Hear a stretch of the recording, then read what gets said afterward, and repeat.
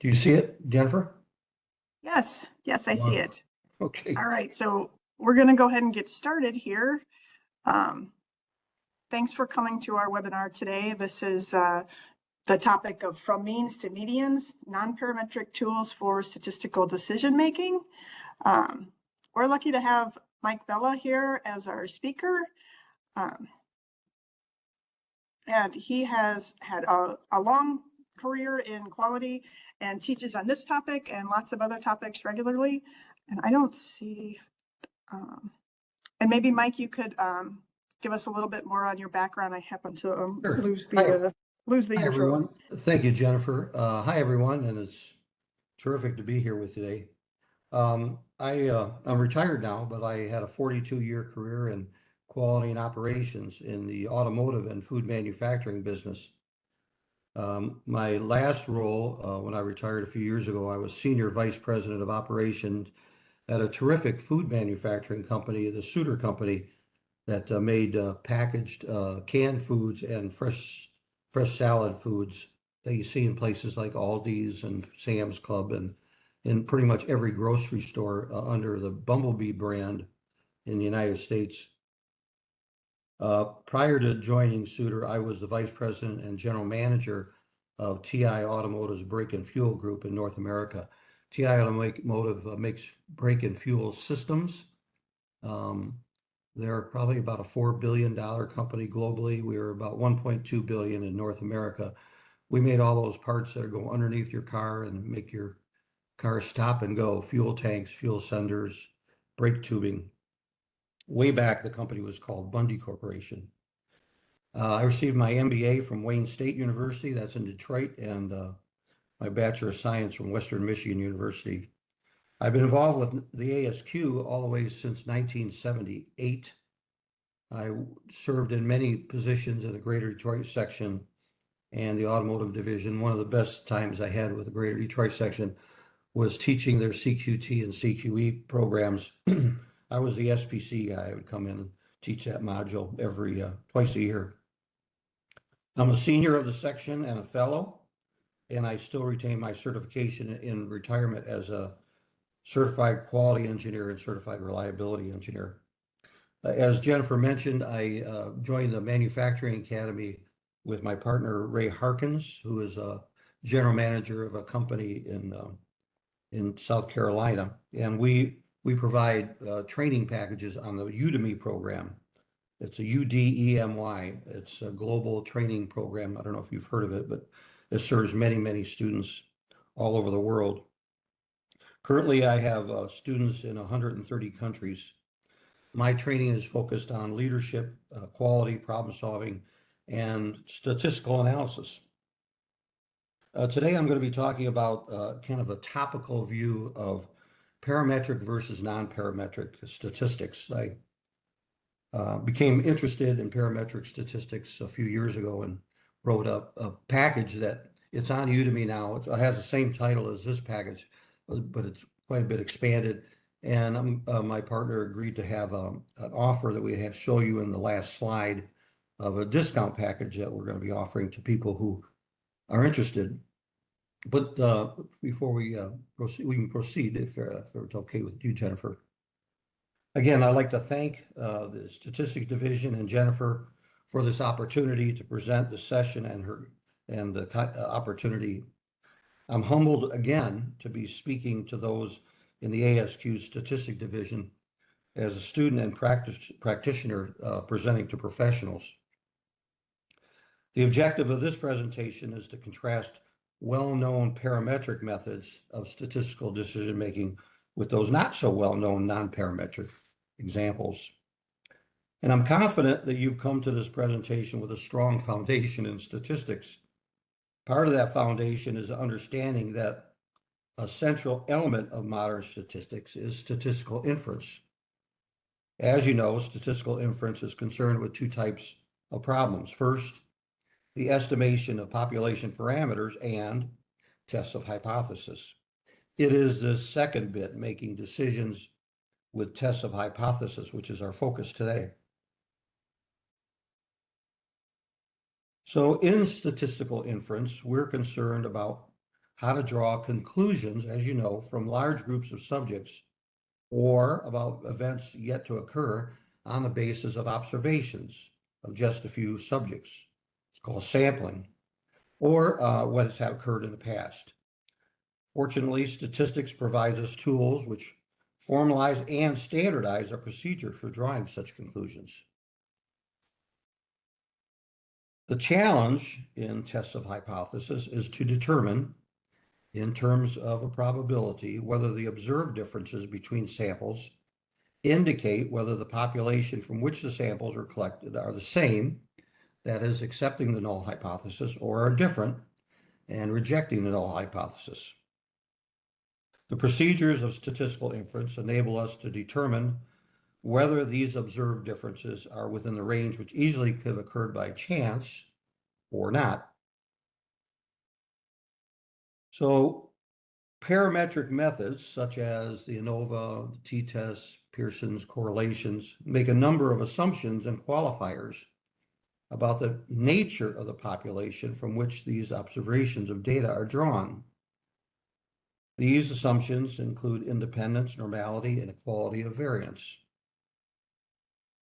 Parametric tests are straightforward to teach and apply. However, in real life, we know that testing data is not often evaluated against the assumptions as a condition to making use of these methods. I certainly didn't. This leaves those performing the analysis open for criticisms of their methods and conclusions. Fortunately, other techniques have been developed which do not make numerous or stringent assumptions about the population from which they've been sampled. These are distribution-free or non-parametric techniques, and they result in conclusions which require fewer qualifications. So this is going to be a panel of subjects today, take on 3 different areas. In this hour together, we'll review some commonly used parametric methods and their non-parametric peers in order to provide you some options in your decision-making. The typical problems we see with statistical decision-making fall into 3 groups. See the red arrows. And we typically use these parametric methods to solve for each. However, there are a number of non-parametric methods that have been developed to solve the same issues, but again, without the assumptions associated with the parametrics.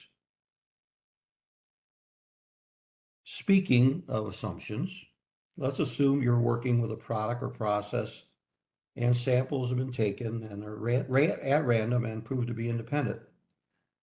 Typically, there are 3 ways to test for normality. You can test for skewness and kurtosis, pretty close. You can test for fit using the Anderson-Darling test. Or you can plot a graph and perform a visual inspection. We'll go back to that.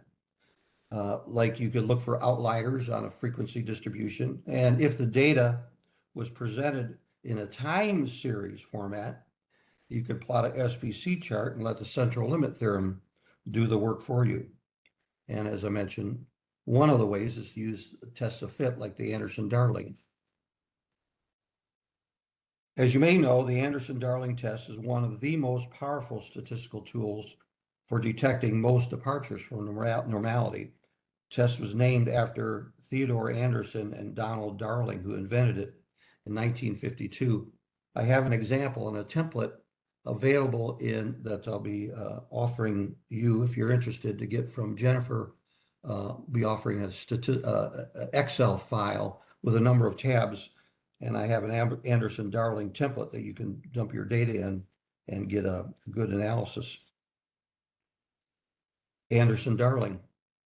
So the Anderson-Darling test, or AD test, makes use of specific distribution question, the specific distribution in question, while calculating its critical values. It's got a pretty ugly formula there.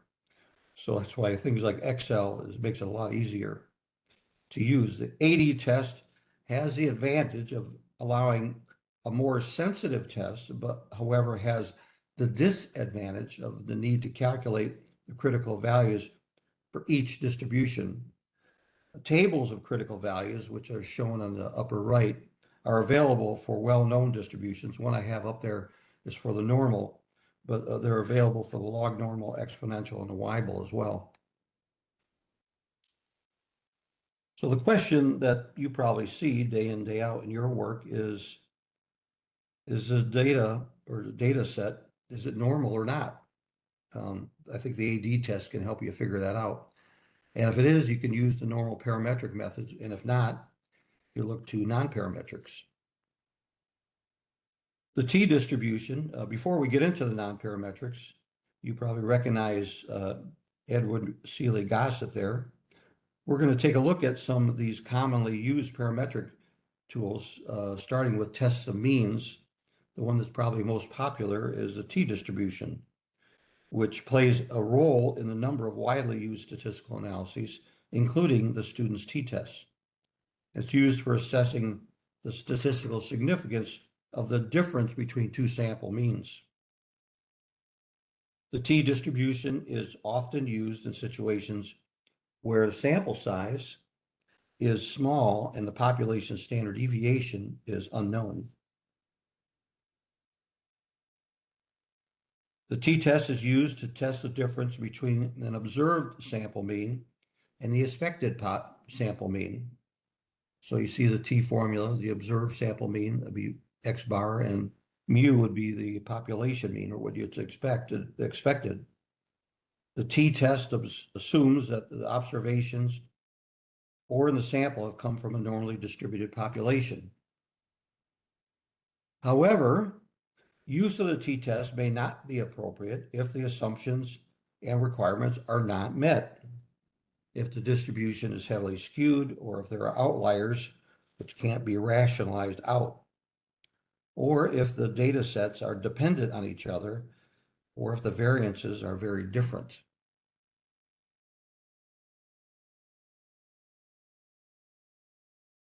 So many populations consist of only two classes.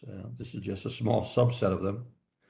The binomial distribution is used to determine the probabilities of possible outcomes that might be observed as samples are selected from a binomial population. You may recognize that thing in the middle. It's my version of what a quincunx training tool is. We use that binomial when considering sample size of n, the probability of obtaining x objects in one category and n minus x objects in the other. And you recall, you probably recognize the probability density function up there on the upper right. PDX is n take x, that's the combination formula. PDX q to the n minus x. Of course, working with ANOVA, we can consider, for example, an experiment in which 5 varieties of wheat are planted on several acre lots and their yields per acre are recorded. We're interested in testing the null hypothesis that these 5 varieties of wheat produce equal yields on average. That would be the null hypothesis. To test for the equality of these several means simultaneously, different than the t-test where you can only do 2 at a time, we use ANOVA. In this case, we're going to be talking about a one-way ANOVA. As you know, the ANOVA is a method for splitting the total variation of data into meaningful components that measure different sources of variation. In our wheat experiment, we'll obtain 2 components, first measuring the variation due to experimental error, and the second measuring the same variation due to experimental error plus any variation due to the 5 varieties of wheat. If the null hypothesis holds is true, then the 5 varieties of wheat will produce equal yields on average. Then both components will provide independent estimates of the experimental error. And we base our tests on a comparison of these 2 components by means of a good old F-test. As we discussed in DOEs, 2 or more estimates of process variance are made from the group data using different methods. And if the estimates, when we put these estimates in ratios, we find that there is and we compare that ratio to the F, those degrees of freedom and so forth in the F distribution. This typical ANOVA table is the normal product of an analysis of variance or design experiment. And where we look at the sum of squares, degrees of freedom, the mean squared, of course, the F ratio and the critical value to allow us to either accept or reject the null hypothesis. Let me introduce Carl Pearson. Take a sip of tea here. Carl Pearson was an English biostatistician and mathematician who was credited with establishing the discipline of mathematical statistics. Carl Pearson founded the world's first university statistics department at the University College London in 1911 and contributed significantly to the field of biometrics and meteorology. Carl Pearson. Pearson's work addressed correlation between two or more variables. The linear correlation coefficient is a measurement of the relationship between two random variables, say x and y, and denoted by R. Pearson's R has a range of -1 to +1, with 0 indicating no relationship between the variables, and the larger absolute values indicating a stronger relationship between the variables. If the points closely follow a straight line of positive slope, then we have a high positive correlation between the variables. On the other hand, if the points follow a straight line of negative slope, of course, we have a high negative correlation between the variables. And as we see in the panel all the way to the right, correlation between two variables decreases numerically as a scattering of points from a straight line decrease. Well, so we've taken a little stroll through some standard and pretty commonly used parametric methods. So the first non-parametric that we'd like to talk about. So we have in this session, we're going to be using the t-test parametrics using comparing the t-test to the binomial. We'll be comparing that to the sign test, the Wilcoxon test, and the Mann-Whitney test. The ANOVA will use the Friedman test and the Crooksall-Wallace, and the correlation, Pearson's correlation, will be contrasted to Spearman's correlation. Won't that be fun? So first up is the sign test. This is a method of comparing two related samples when conventional parametric tests cannot be used. It focuses on the direction of changes between paired observations rather than their numerical differences in order to assess median differences. It's also known as the binomial sign test.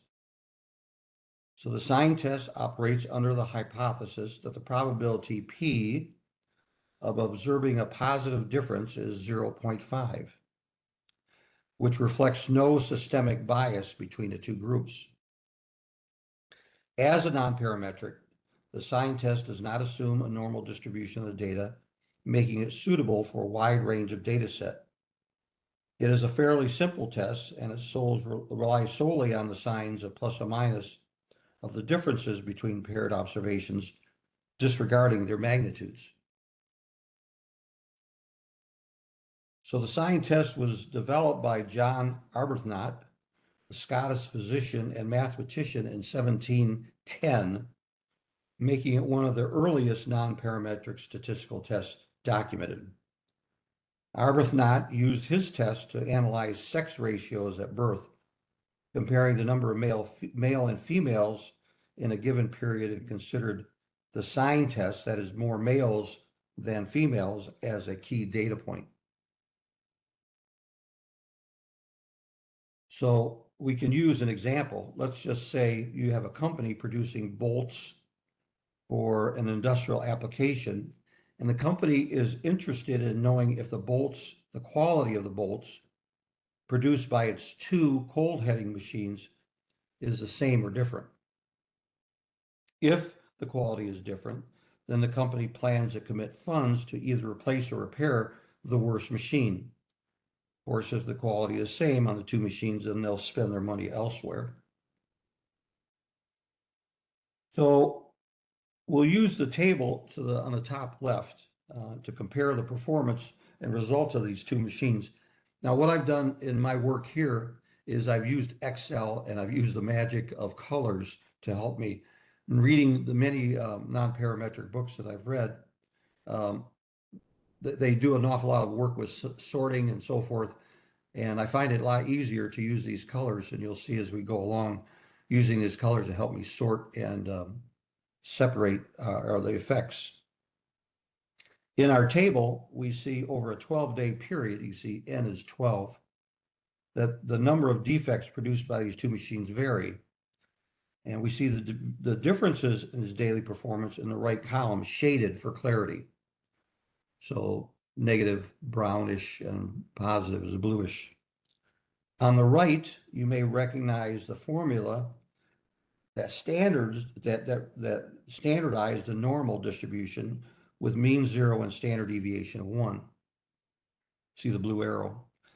To the right of that, the mean and standard deviation of the binomial are substituted into the formula. And also there's a correction factor that's used to calculate the sign test. That correction factor may seem problematic, but it's rationalized out. In the bottom left, we've summarized the variables P, N, NP, the alpha of 5%, and 3, because management thinks that it's significant if there's a performance difference more than 3 negative days in a row. So we want to test this thinking with this sign test. So substituting the values into the equation yields a Z of minus 1.44. And since this is a two-tailed test, the Z factor turns out to be, as you can see all the way on the bottom, using Excel's function, minus 1.96. So our decision using the normal method is we find that the calculated Z does not exceed the critical factor of 1.96, and therefore we can't reject the null hypothesis that the machines are the same. So the company gets to spend their money on something else. Dr. Frank Wilcoxon published more than 70 papers. His most well-known paper contains two statistical tests that still bear his name, the Wilcoxon rank sum test and the Wilcoxon signed rank test. Both are non-parametrics and they're alternatives to the student's T. So the sign rank test, commonly called the Wilcoxon sign rank test or simply the Wilcoxon test, and this is another thing if you read books on non-parametric tests, they like changing the names of these tests just to, I think, make you a little confused. So the Wilcoxon test is a non-parametric alternative that can be applied when distribution assumptions are suspect. It is not as powerful as the t-test when the distributions you're testing of normality are indeed valid. However, the Wilcoxon sign rank test is appropriate when the data represents measurements on pairs of subjects such as before and after scores on the same person, or measurements on siblings or husband and wife pairs, things like that. Of course, the null hypothesis for this test is usually that the median of the difference between the pairs is 0. This test does not assume normality, but does assume at least that a symmetric distribution. So it's not appropriate for data that is highly skewed. Another sip of tea. There we go.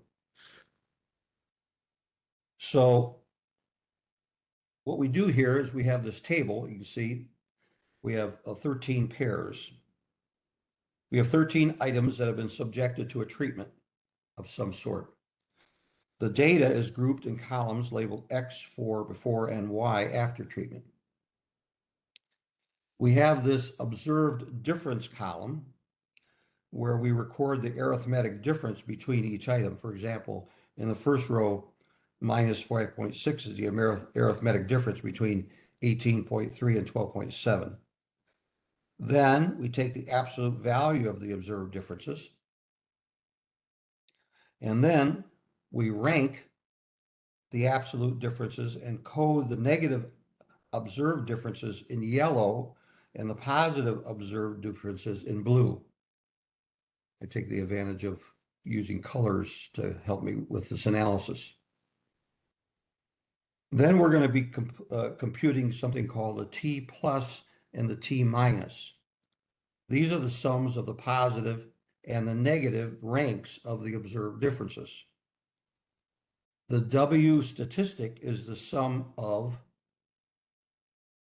the negative T values. We then compare the W statistic to the critical value found in a Wilcoxon table at a chosen level of alpha. I don't have that Wilcoxon table here, but it's in my Excel file. So if the T minus is greater than the critical value, we accept the HO, and if T minus is less than the critical value, we reject the HO. Kind of backwards thinking from what we normally use. If something is beyond the critical value in a parametric, we reject, and if it's less than, we accept. With a Wilcoxon test, it's backwards. So that's a Wilcoxon sign rank test. The Mann-Whitney U test, also called the Wilcoxon rank sum test, is a non-parametric test used to compare whether there is a difference between two independent groups on a continuous variable. Unlike the parametric t-test, it does not assume the data follow the normal distribution. Let's have an example. We have two processing systems that are used to clean semiconductor wafers. The null hypothesis, oops, forgot to go to that slide. The null hypothesis is that there is no difference between the central tendency of particle counts. The alternative hypothesis is there is a difference. We'll determine the solution using a two-tailed test at 5%. So again, we've stated the null hypothesis that there is no difference, and we've determined the level of risk. We're going to code and rank the observations in ascending order. You see that all the way to the right. Of course, ties receive the average of their observations, and there is a nice function within Excel that does this painlessly. You can see for ease of analysis, I've coded the two groups with different colors and carried over the colors when I rank them. Then we're going to sum the ranks. They're called R1 and R2. In our case, R1 is 106 and R2 is 147. Then we split the columns and summarize, as you can see, R1 and R2. Now, what happens next is that Mann-Whitney has special equations for the mean, the variance, and then, of course, he has this U statistic that we're going to use in a minute. So by just substituting the numbers, the R1, R2, and the n's, and a constant, 12, we end up with a U statistic. So that's the substitution. So substituting our variables into this equation, we see the Z statistic is minus 1.35. The critical value for a two-tailed test, 5%, is minus 1.96. So again, we conclude that the Z statistic is less than the critical value, and we accept the null hypothesis. That's the good old Mann-Whitney test.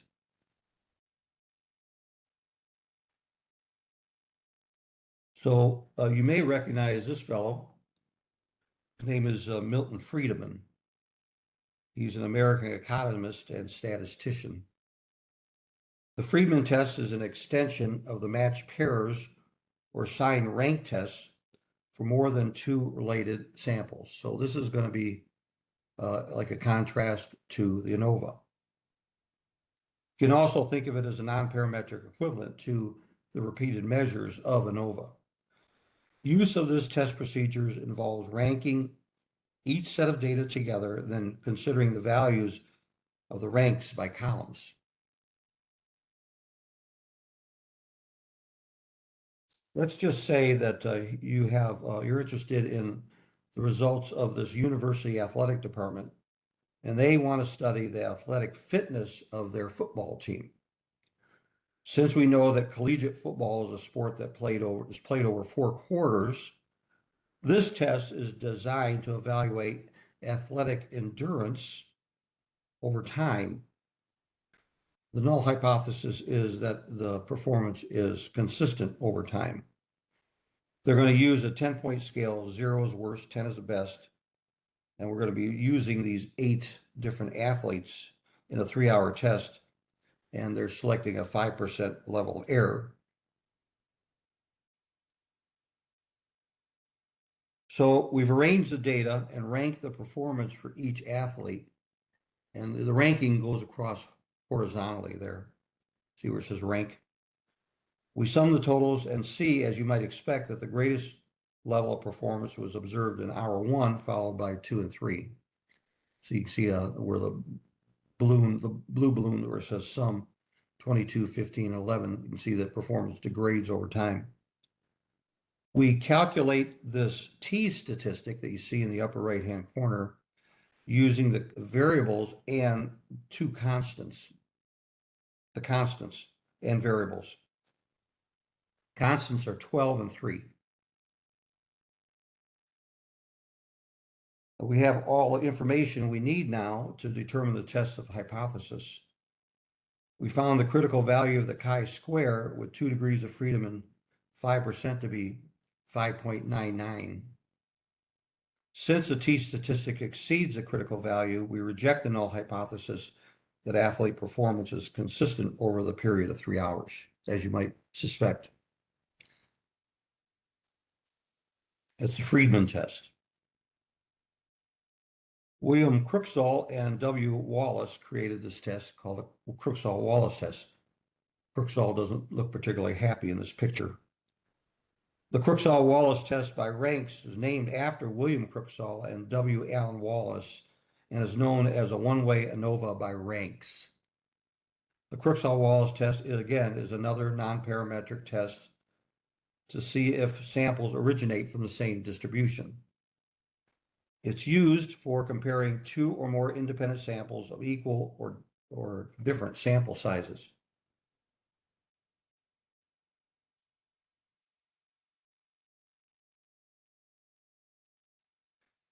The Crooksall-Wallace H test is an extension of the Mann-Whitney U test, which is used for comparing only 2 groups. In the Crooksall-Wallace, it can be shown that the sampling distribution of H is very nearly a chi-square distribution with k minus 1 degrees of freedom, provided that N1, N2, and Nk are at least 5. Thus, the H test provides a non-parametric method for the analysis of variance for one-way classification, one-way analysis of variance classification.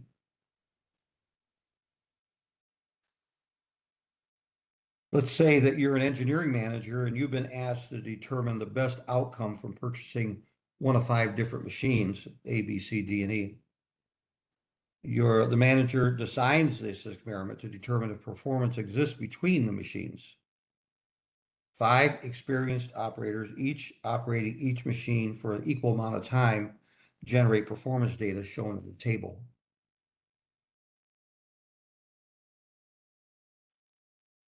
Our first step is to code, then rank, and then sort and sum the data. Again, Excel provides a boon to this. We can see the totals for performance range from a high of 93 to a low of 40.5, which would seem to indicate, without analysis, a difference in performance.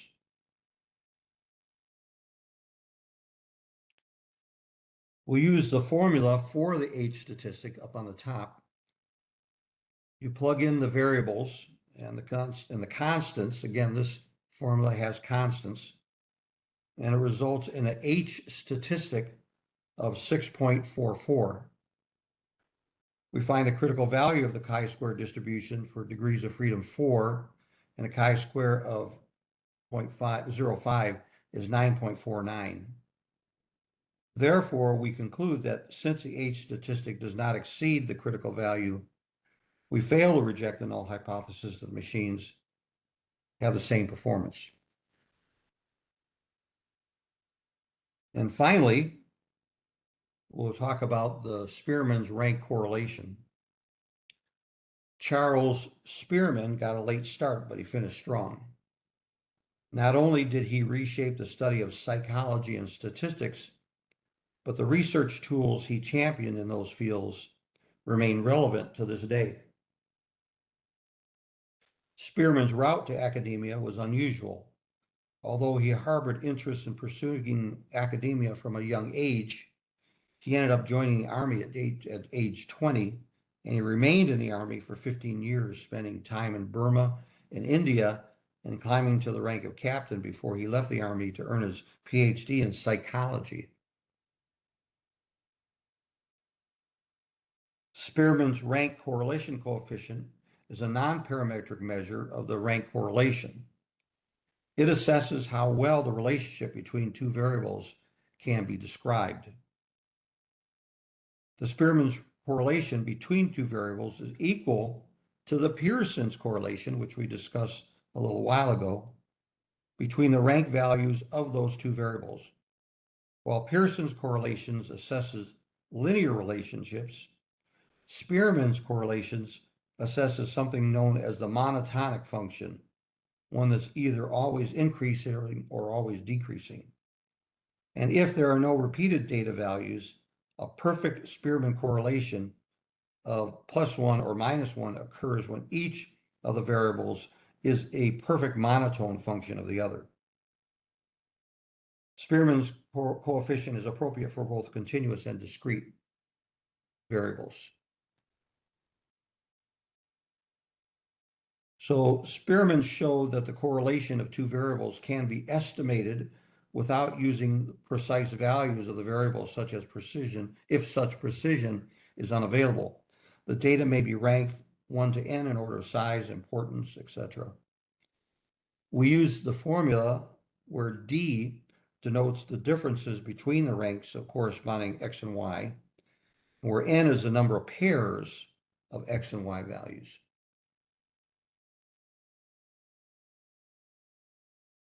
So in this case, we organize the data of, oh, I'm on the wrong page here. Turn the page, Mike. Okay.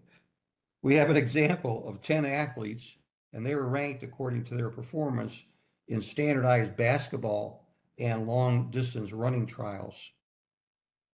Our task is to find the coefficient of rank correlation between the two groups using the Spearman's rank correlation. But in addition, just out of interest, we'll do the same comparison using the Pearson's correlation coefficient. You might be interested in that. So we organize the data and calculate the d squared difference. So the differences, and you square them, and you have a sum. You enter the sum of the d squareds into the formula, and there's a constant, and the n pairs of variables is used to determine Spearman's correlation. So we have 10 pairs of data. Although there is no firm definition of the interpretation of correlation, I found this one that seems reasonable, where degree of correlation, absolute value, and interpretation might seem reasonable to you, seem reasonable to me. So our result is that we have a 0.8545 in this case, which indicates a high correlation between the athlete's performance between basketball and track. So I took that same data that you might be interested in, and I ran it through the Pearson's parametric method using Excel, and I got the exact same number, 0.8545. Pretty interesting. So that's the end of our little presentation. I've been watching the time. We're at 40 minutes here, Jennifer. We do have, as I mentioned, a kind of a special offer starting today at 1 o'clock and continuing for 5 days. Anybody is interested can purchase the full version of this lesson from Udemy for $9.99. That's the lowest number that Udemy will allow us to sell it. And there's a link there that Jennifer will have, or you can just take a note here, enter stats 2025 at the checkout. And that's the logo of the Manufacturing Academy. My partner there is Mr. Ray Harkins. I can include the link on the email that we send out after the webinar. Thank you. So I'd like to again thank you, Jennifer, for the invitation and your kind attention. This is all the data that I collected from these sources. Thank you. Thanks, Mike. That was great. We do have a few questions. Oh boy. So let me just, I'm just scrolling up. Okay. So there was one, I wasn't entirely sure what this references, but there was a question about when looking at the Anderson-Darling test in the literature or related things, there's somebody referenced that they saw the term like A2 and A2 asterisk AD.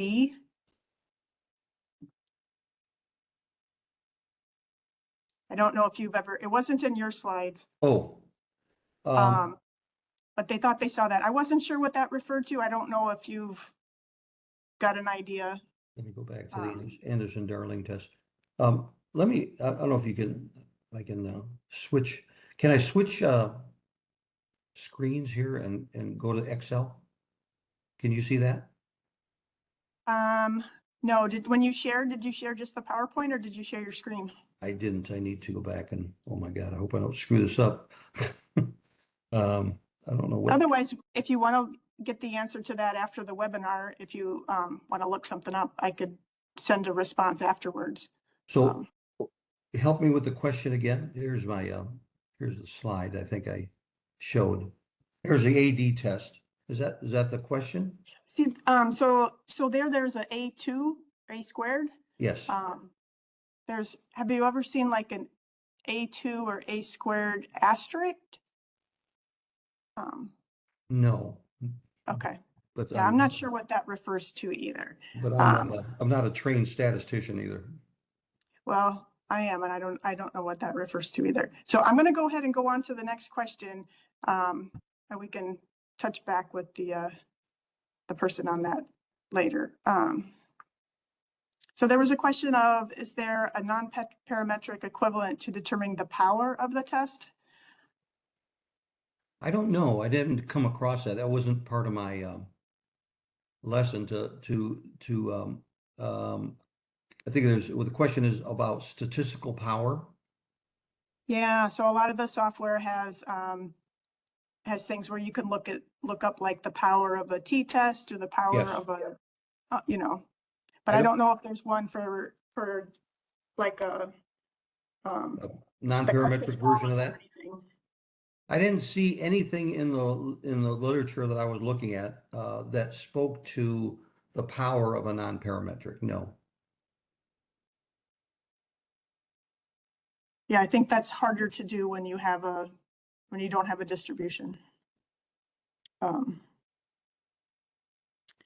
Is there a preferred test for data that might be skewed? That's a non-parametric test, or does it matter if it's skewed?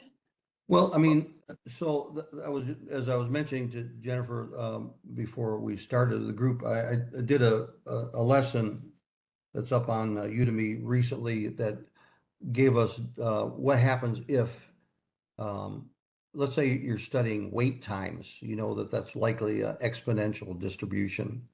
And the question is, how do you calculate capability of a distribution that you know is not normal?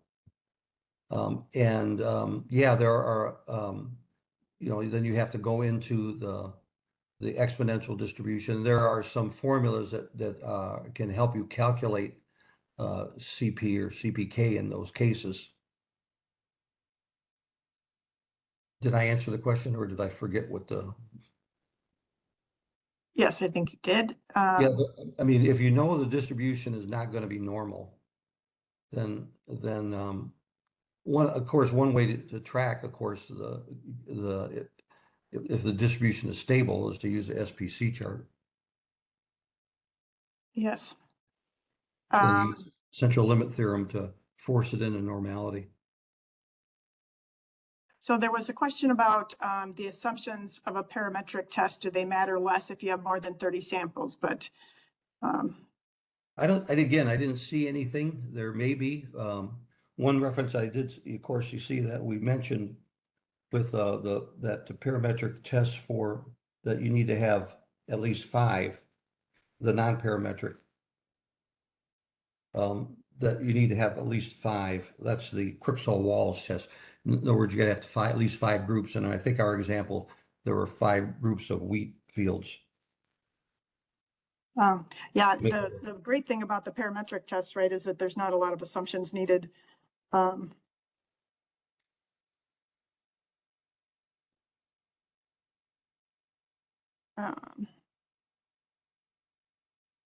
Let's see. Somebody just commented that it's amazing how the people in history came up with some of these tests and how they thought about things. And they did it without Excel. Yeah. Yes, I found it quite interesting going through the research all the way back to a good old John Arbuthnot back in whatever that was, 3 or 4 centuries ago.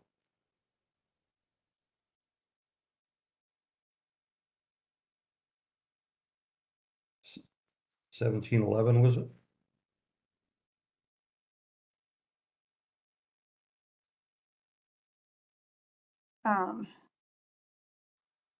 Yeah, 1710. John Arbuthnot.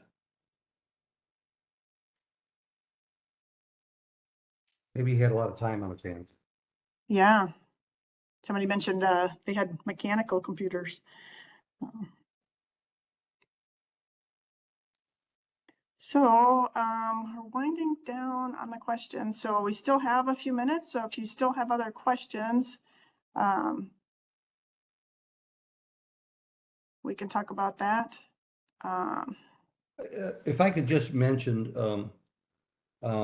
I struggled working on this subject, finding good literature.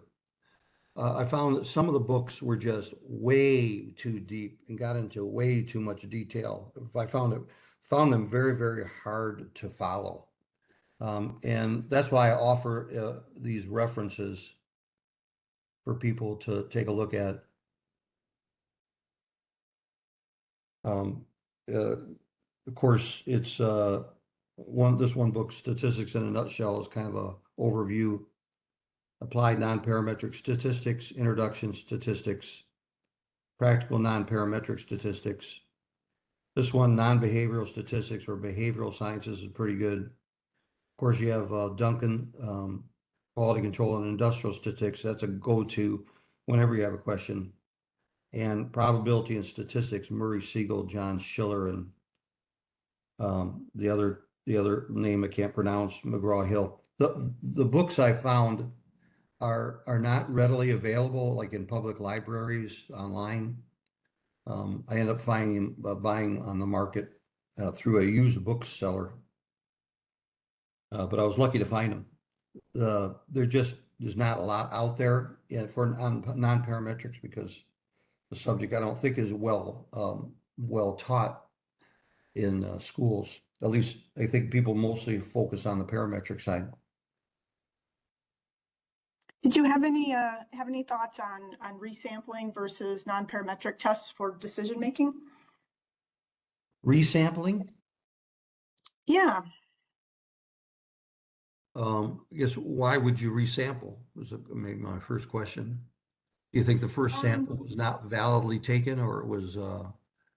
Maybe if I'm not sure. Somebody can put some more information in there. I was thinking maybe it doesn't pass normality because there's so few data points. It doesn't come up with a good. Well, I mean, I think that's always a problem when you have somebody presents you data, so you got three of A and three of B, might make a conclusion. I go, well, my conclusion is you need to get more data.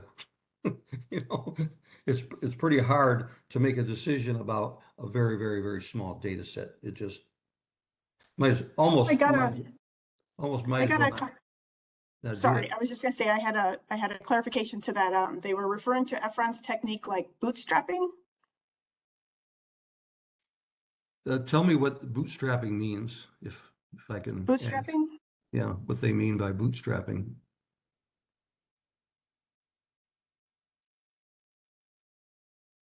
Um, I don't know if Alex could put any more information in there.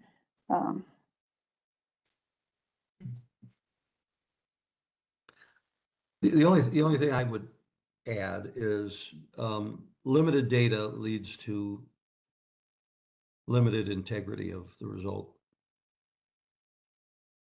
Okay, I, so I think.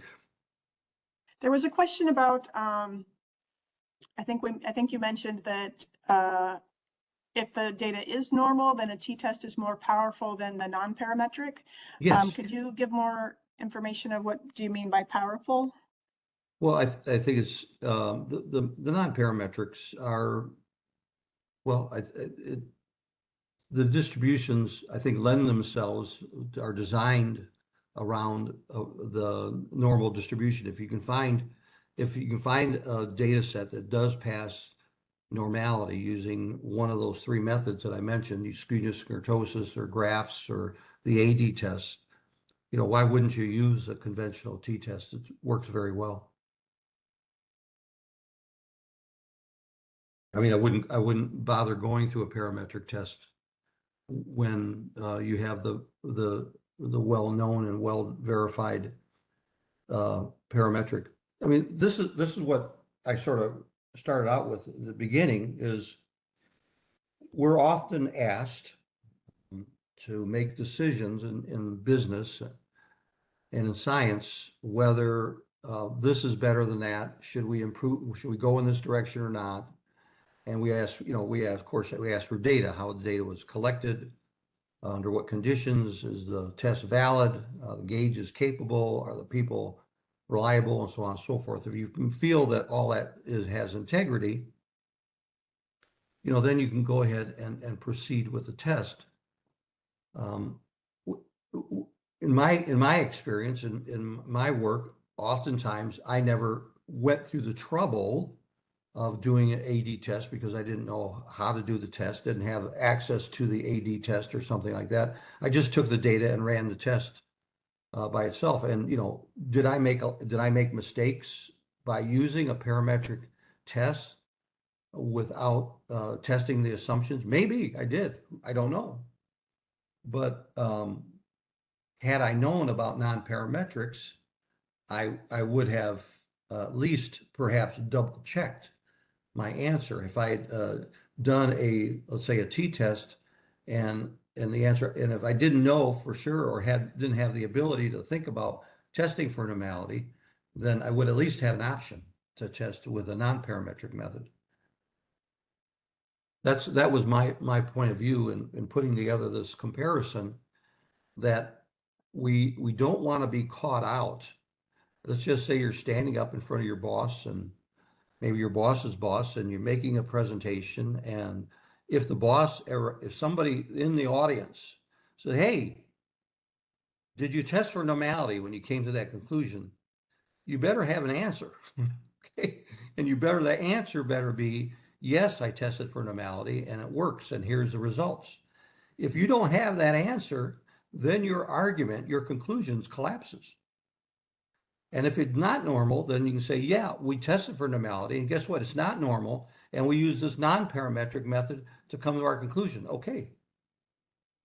So this is kind of a life lesson for me. No one ever challenged me to that kind of a test, say, did you ever go through this?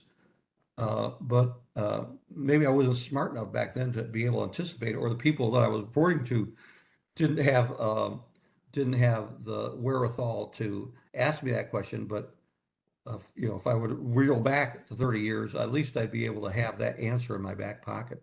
I just want you to be prepared for that question. No one wants to be embarrassed with not having the answer to that question. There's always going to be somebody in the audience that now these days who's had a class in Six Sigma black belt, who kind of maybe wants to take their shot and see if you're on ball. So be prepared. Test for normality if you're going to use a parametric, and if it's not normal, then use a non-parametric. You know how.